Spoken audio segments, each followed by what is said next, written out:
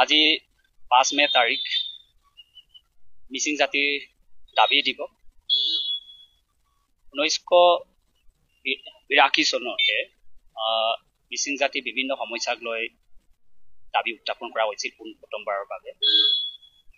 আলি আই লৃগাং উৎসৱটিৰ দিনত ৰাজ্যিক বন্ধ চৰকাৰী বন্ধ হিচাপে ঘোষণা কৰা আৰু মিচিং অট'নমাছ কাউন্সিলৰ ব্যৱস্থা প্ৰদান কৰাৰ এটা দাবী আছিল আৰু মিচিং মাতৃভাষাক শিক্ষাৰ মাধ্যম হিচাপে প্ৰাথমিক পৰ্যায়ত প্ৰৱৰ্তন কৰাৰ এক দাবী আছিল আৰু মিচিং ৰাইজে প্ৰায় সংখ্যক আমি নৈপৰীয়া অঞ্চলত আমি বসবাস কৰে আৰু এই নৈপৰীয়া মিচিং ৰাইজৰ স্থায়ী প্ৰটেকশ্যনৰ কাৰণে এটা দাবী আছিল আৰু জনজাতি আবেষ্টনী এলেকা বসবাস কৰা আমাৰ ভূমি অধিকাৰ নিৰাপত্তা প্ৰদান কৰা আৰু বিভিন্ন যাতায়াতৰ ব্যৱস্থা আৰু বিভিন্ন স্বাস্থ্য আৰু অধিক উন্নতকৰণৰ ব্যৱস্থা তেনেধৰণৰ আমি দাবী উত্থাপন কৰি আহিছে।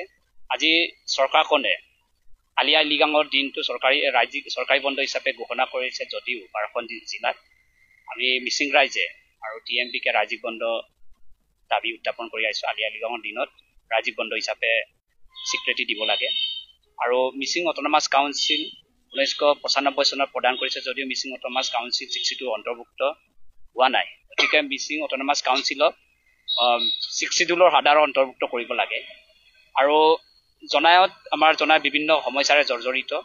আমি উন্নয়নৰ কাম হৈছে যথেষ্ট হৈছে কিন্তু আৰু বহুখিনি হ'বলগীয়া আছে আৰু জনায়ত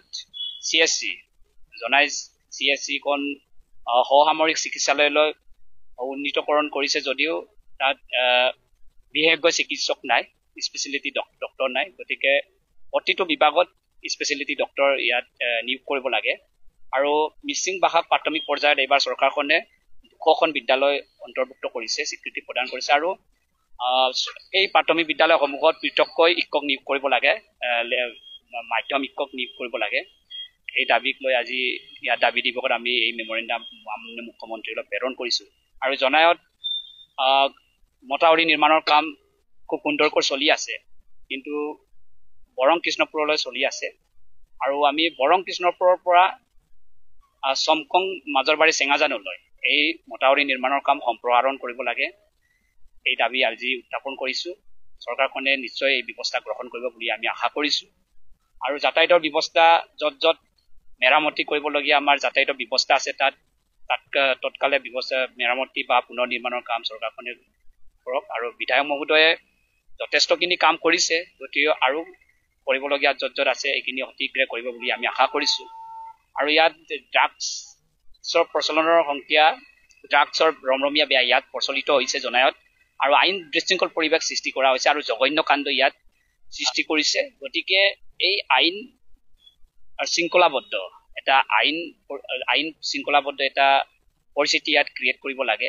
এতিয়া চৰকাৰখনে নিশ্চয় এই ব্যৱস্থা গ্ৰহণ কৰিব আৰু ড্ৰাগছৰ সেৱনকাৰী সংখ্যা ইমানে ব্যাপক ৰূপত বৃদ্ধি গৈছে, এই কাৰ্যই আইন বিশৃংখল পৰিৱেশ সৃষ্টি কৰিছে। তাৰ কাৰণে চৰকাৰখনে এই ড্ৰাগছ বিৰোধী অভিযানটো আমাৰ অভিযান আছে আৰু চৰকাৰখনে এই অভিযানটো আমাক ব্যৱস্থা কৰা তীব্ৰতাৰে গঢ়ি তোলক। গতিকে এইখিনি দাবী আমি উত্থাপন কৰিছোঁ। নিশ্চয় এইখিনি দাবী চৰকাৰখনে আমাক সঁহাৰি দিব বুলি আমি আশা কৰিছোঁ। গতিকে এই দাবীসমূহ আজি মাননীয় মুখ্যমন্ত্ৰীলৈ আমি জনাই অসম জিলা আয়ুক্ত বিভাগৰ জৰিয়তে মাননীয় মুখ্যমন্ত্ৰী ডক্টৰ হিমন্ত বিশ্ব শৰ্মা ডাঙৰীয়ালৈ এই স্মাৰকপত্ৰ আমি প্ৰেৰণ কৰিছোঁ।